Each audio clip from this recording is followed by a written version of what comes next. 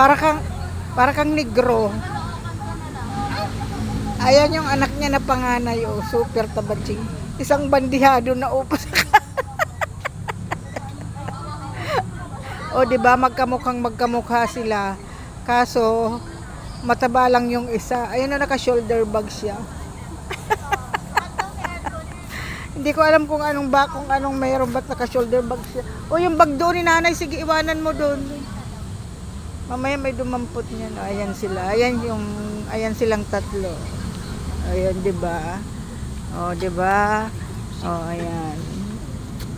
Ayan ang pogi niya. Ang pogi ni nanay, oh.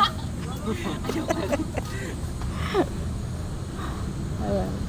Uy, wala pa. Ayan, 'di ba? Ang sarap dito. Ayan sila, oh, nag-i-enjoy silang dalawa. Puro na lang kasi kami tindahan maghapon, magdamag. Ginamuta-muta na kami sa sa tindahan, kaya nag-request naman yung dalawang bata na kumain sa labas. Ayan, bye-bye.